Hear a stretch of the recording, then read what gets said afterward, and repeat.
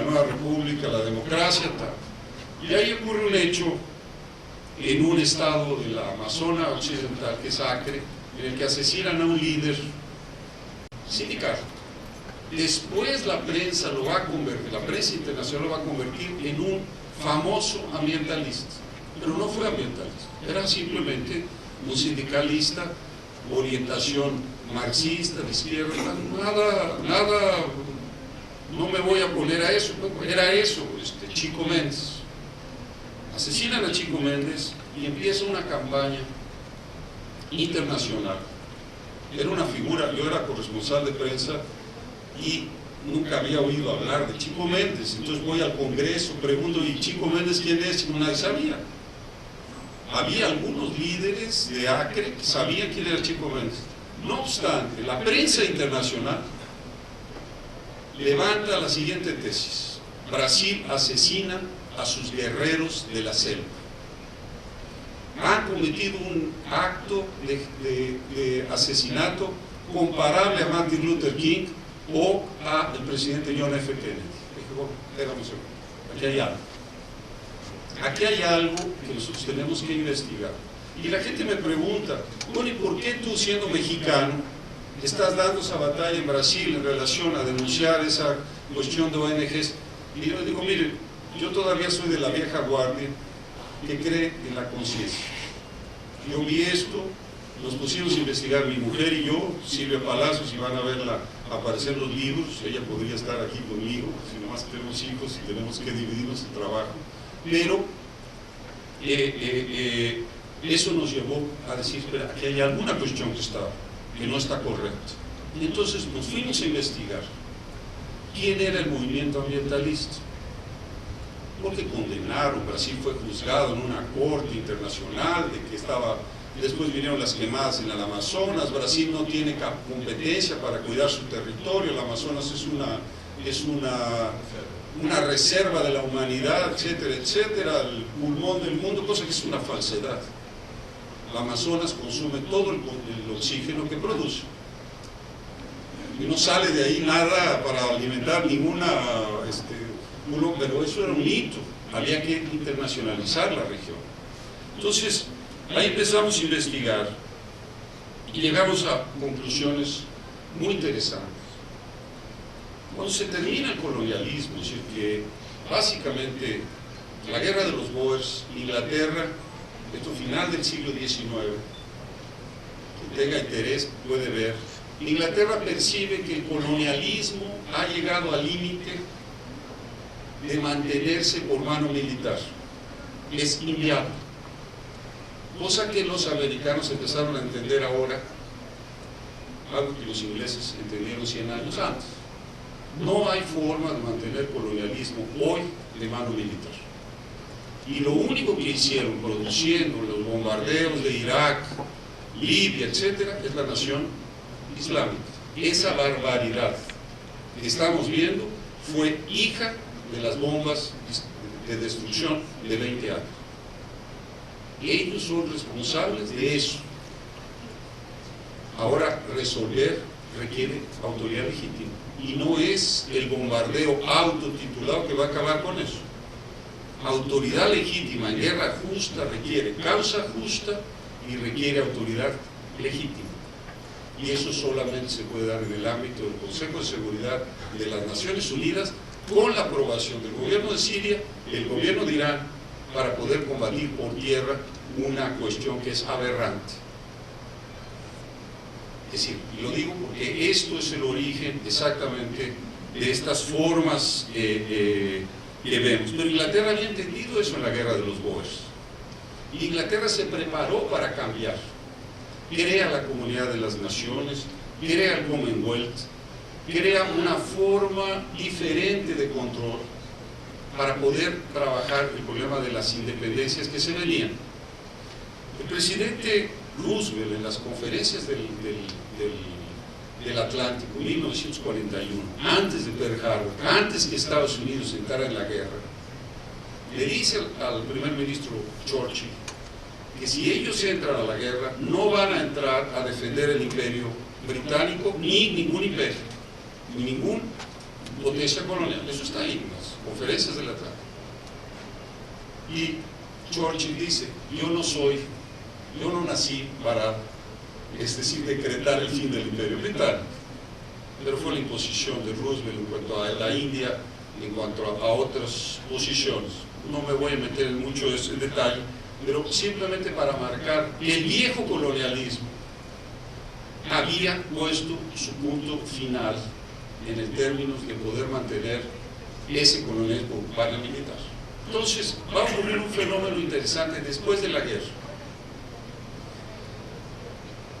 El Imperio Británico, las provincias, los gobernadores del Imperio Británico van a cobijar en una organización que se llama WWF, World Wildlife Fund for Nature, un osito panda bonito, muy simpático, cautivador, es decir, bueno, sentimiento de proteger una especie en extinción. Los gobernadores del Imperio Británico pasan a ser los directores del WWF, presidido por el príncipe Bernardo de Holanda y el segundo el príncipe Felipe de Edimburgo, consorte de la reina. Consorte se presta a decir, porque yo digo en brasileño, consorte es con suerte, ¿no? Digo, él no llevó mucha suerte con la reina Isabel II, pero el problema es, bueno, el príncipe Bernard entra en el escándalo de Lockheed, escándalo de corrupción, cae, él pasa a formar el grupo 1001, que van a ser las grandes fundaciones de recursos naturales. Estoy ahí, por ejemplo, estableciendo Unilever, Shell, British Petroleum, Anglo American, De Beers, Diamantes, control que existían las corporaciones que se reúnen en una cuestión que se llama Consejo de la Reina, que da la partida en 1961 a la creación del WWF. Eso está probado. Incluso en 2001, cuando lanzamos el libro, esta organización en Brasil procesa diciendo que nosotros estábamos mintiendo, porque el príncipe Bernardo militó en el partido nazista, y entonces nos procesaron diciendo que eso era una invención nuestra. Cuando llegamos al juez con la cartera de afiliación del príncipe Bernardo en el partido nazista, ahí cayó todo eso. A partir de ese momento no existimos, no vale, no existimos, simplemente ni nos procesan, ni polemizan, nada, no existimos, deja que ellos corran solo, porque la demanda que ellos hicieron contra nosotros proyectó el libro Mafia Verde. Ellos cometieron el error de su vida, porque nosotros no somos absolutamente nada. Y las corporaciones que estaban en el WWF, que era Roberto Mariño de Globo, que era otras corporaciones, Banco Safra, etc., nos dan una proyección enorme. Yo estando en el Congreso, nos enteramos que hay un proceso, y bueno, ahí imagínense lo que va a pasar con eso. Es decir, no hay nada más delicioso a leer que algo prohibido. Entonces, ¡pum! Es decir, se da una explosión. Yo viajo por todo el país a partir de 2001, y ahí se empieza a crear una reacción a esto. El ambientalismo es algo que, por ejemplo, retrata muy bien en América Latina el presidente Correa, Rafael Correa de Cuadros. Y una vez llegan los movimientos ambientalistas, indigenistas, y le piden que tiene que hacer esto o lo otro. Y le dice, yo fui electo para gobernar para el progreso del pueblo ecuatoriano. Si ustedes quieren imponer una agenda como la que ya estaba permaneciendo en Brasil y en otras partes, elijan un presidente, decir, como ustedes quieran, y impongan las condiciones. Esto porque no dejaban la exploración del petróleo en la Amazonía ecuatoriana. Y dice una cosa que yo más hablé en el Congreso, porque no piensen que esta cuestión es de la derecha, porque van a decir, no, es que la ultraderecha de productores agrícolas quieren impedir el ambientalismo. No, lo está diciendo el que se considera heredero después de la muerte de Hugo Chávez, del movimiento del ALBA o del nuevo socialismo. Entonces, Correa dice una cosa muy interesante. Es el único presidente que se ha atrevido a señalar esto. Dice, este indigenismo infantil que ve la miseria como parte del folclore, la miseria como parte del folclore y los indios como parte del paisaje. Eso es, ¿cómo puedo decir? Esto es para ser grabado en la posteridad, porque eso es la verdad. ¿Sí? Esto es lo que quieren hacer estos grupos. Entonces, se va a plantear este movimiento, y yo te puedo repasar rápidamente, pero creo que es ahorita agarrar un concepto y después podemos desarrollar. Entonces, este es el punto de partida. ¿De dónde viene el ambientalismo? Yo digo ambientalismo, no la defensa del medio ambiente. El problema es que todo ser humano que realmente se preste, como se considere ser humano, no puede estar contra el medio ambiente, no puede estar contra los pueblos indígenas. El problema es utilizar, es como los derechos humanos cuando se quieren manipular para poder golpear una nación, ¿no? Nadie está contra los derechos humanos. Y yo diría una cosa, nunca se habló tanto de derechos humanos y de derechos humanitarios como en este periodo. Nunca se habló tanto de derechos humanos y de derechos humanitarios como los que estamos acostumbrados a ver, y nunca se violó, y no hemos visto jamás en la historia las condiciones de miseria y de violación de derechos humanos.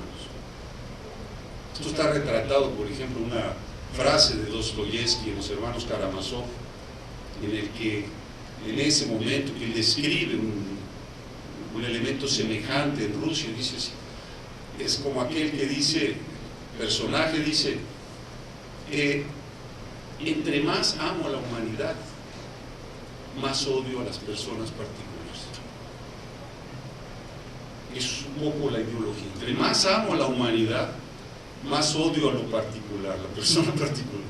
No están preocupados en las personas particulares, no están preocupados en los indígenas, porque nadie que conoce el Amazonas piensa que hay condiciones en la selva de dignidad, porque la media de edad, la expectativa de vida en un indígena es 30 años. Ustedes ven esos indígenas ya de personas que ya están envejecidas, no tienen 30 años. Son las condiciones climáticas terribles. Los ambientalistas radicales, si nosotros tuviéramos recursos suficientes, les invitaríamos gratuitamente a un curso de 30 días en la selva, sin aire acondicionado, en una maloca, como se llaman, las chozas de los indígenas. Se lo garantizo que no quedaría un ambientalista vivo o un ambientalista convencido, porque son condiciones terribles. El Amazonas es muy bonito navegar en un barquito de aire acondicionado, en una cuestión, pasar unos días, cazar unas cuestiones, pero vivir en la selva es una cuestión complicada. Entonces,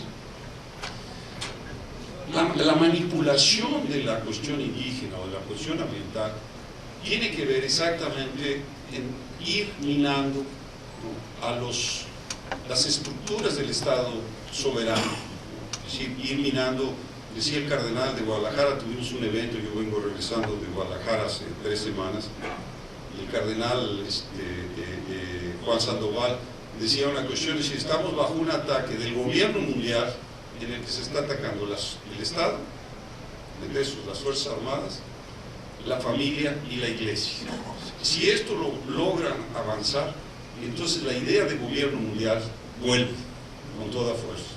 Dicho por un amigo de Bergoglio, fue el que vozó, el vocero de los votos en el cónclave, dicho por él mismo, y dijo una cosa que estaremos publicando la próxima semana. Dice, al Papa Juan Pablo II lo atacó el comunismo, le hizo un atentado, y yo ya le dije al Papa Francisco que si va a haber un atentado después de la encíclica, no la encíclica, carta pastoral, de Evangelio Gaudium, será el capitalismo que hará el atentado contra el Papa Francisco. Lo digo aquí porque lo dijo públicamente, no estoy haciendo un escándalo, pero lo dijo tal, y el Papa está diciendo muchas veces, bueno, si me atentan, le doy gracias a Dios, acaba de declarar hace 2 días, y yo digo, bueno, no sé qué sabe el Papa Francisco. Déjenme repasar un poco algunas cuestiones. Bueno, la crisis mundial y la guerra por los recursos, el fracaso de ese nuevo orden mundial y las alternativas de Brasil y Argentina en el eje Amazonas-Patagonia. ¿Seremos potencias ambientales como nos quieren imponer o seremos potencias industriales? Es decir, y eso está claro. Y 2, Amazonia-Patagonia, porque son las zonas, los 2 vacíos estratégicos de nuestro continente. Es decir, los recursos naturales de Amazonia y los recursos naturales de Patagonia son de los 2 grandes vacíos. Fuera de ahí, Siberia, África. Pero hay un problema en África, que para explorar los recursos agrícolas de África necesitas agricultores que no tienen, y para explorar los recursos minerales necesitas un ejército,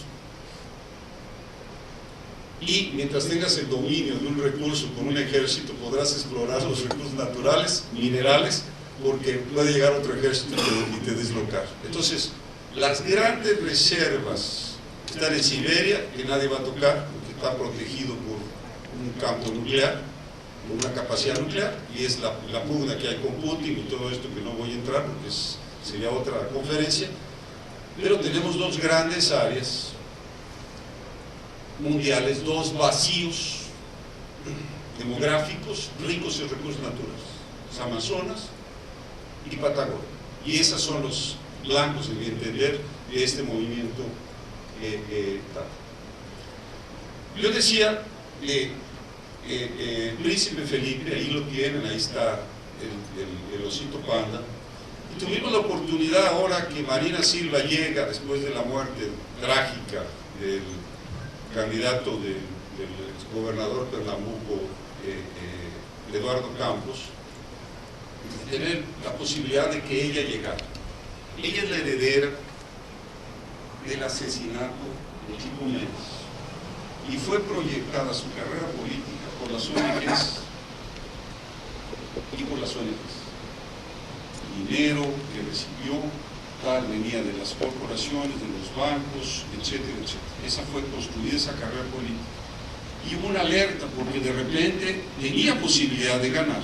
Este folleto se publicó en función de la elección, porque nosotros no intervenimos en el proceso, tal vez eso no era adherir a nada, simplemente alertar que estábamos en una posibilidad de que una creación del proceso ambientalista indigenista podía llegar al poder, y eso era muy grave. De esto se distribuyeron nosotros directamente 40.000 folletos, pero esto llegó a 1 millón posiblemente de lectores, porque esto golpeó la campaña de forma, irrumpió la campaña, así como irrumpió la candidatura, irrumpió la campaña, lo que nosotros sabíamos. Entonces, Marina Silva, y ponemos, y la astucia ambientalista de un viejo colonialismo. Es decir, fue lo que pero no les voy a platicar secretos de cómo llegó y cómo se difundió, porque en realidad bueno, es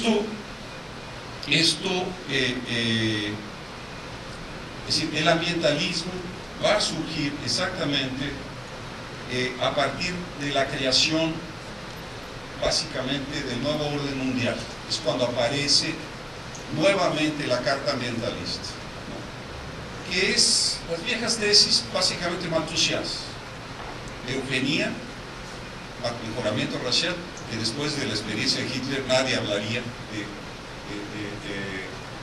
de higiene racial, que era lo que se hablaba, pero las redes que van a crear el movimiento ambientalista, por ejemplo, Julian Huxley en la UNESCO, Julian Huxley en el WWF y otras instituciones. Julian Huxley, que es parte de esa intelectualidad colonial inglesa, va a ser elemento crucial para transformar la eugenia y el malthusianismo en el nuevo ambientalismo. Acuérdense que Julian Huxley era el vicepresidente de la Sociedad Eugenésica.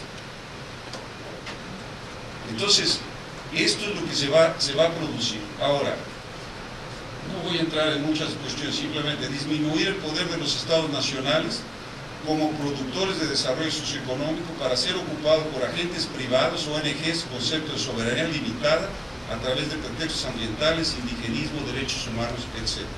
Privatización de empresas estatales estratégicas, principalmente recursos naturales e infraestructura, y consolidar el ambientalismo en la política internacional. Eso ocurrió exactamente después, primero, de Malvinas, que fue esa alerta de que estaba el colonialismo encendido, y después el orden mundial de Bush 10 años después, 9 años después. Desmantelamiento de las Fuerzas Armadas a través de recortes presupuestales, el desmantelamiento de programas de tecnología avanzada en Brasil, en Argentina, y la imposición del régimen de apartheid tecnológico bajo el pretexto de la no proliferación de tecnologías de uso dual, etcétera, etcétera. Y la institucionalización del ambientalismo y indigenismo como instrumentos de interés político, estratégico, económico, académico, los medios y agentes no gubernamentales. Bueno, pero ese poder hegemónico, usando la palabra que utilizó el Papa, se pasó de la rosca. Se pasó de la rosca y nos tenemos es decir, un fracaso de las intervenciones militares, un fracaso. Destruyeron Irak, destruyeron Afganistán, destruyeron Libia, y estaban a punto de destruir a Siria hasta que intervino el Papa Francisco y Putin en la negociación para decir, paren de bombardear. Es decir, pero ya se había creado lo que ellos alimentaron, porque las fuerzas del Estado Islámico fueron entrenadas supuestamente para combatir primero a Gaddafi y después al presidente Assad. Entonces, vean esta circunstancia. Y hay la emergencia de nuevos protagonistas, y yo me refiero básicamente a China, India, Rusia, Brasil y Turquía, pero principalmente China y Rusia, que están emergiendo. Y que son, claramente, yo no voy a defender el modelo chino, yo creo que hay que protegerse del libre comercio, y hay que proteger la industria nacional de las manufacturas y del dumping que está viniendo por el lado de China, si no hay ninguna cuestión de alineación política o económica. Y empieza a haber desprestigio de la cuestión indígena ambientalista a nivel global. Bueno, entonces, básicamente